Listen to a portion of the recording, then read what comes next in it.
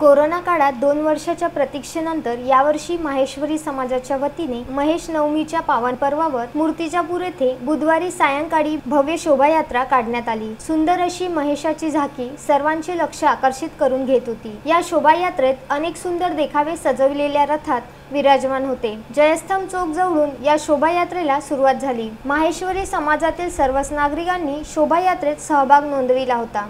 जयस्तंभ चौकापासून निघालेली शोभायात्रा पोडा चौक, Chikhli auto stand, railway station चौक, डॉक्टर बाबासाहेब आंबेडकर चौक मार्गे शिवाजी महाराज चौक, समोरून तिडके नगरातील राधा मंगलम येथे शोभायात्रेचा समारोप करण्यात आला। स्थानिक माहेश्वरी समाजाच्या वतीने महेश नवमीच्या पावन पर्वावर गेल्या 2 वर्षात स्वर्गवासी झालेल्यांची स्मृतिप्रीत्यर्थ माहेश्वरी युवा संघटनाकडून रक्तदान शिबिराचे आयोजन करण्यात आले होते।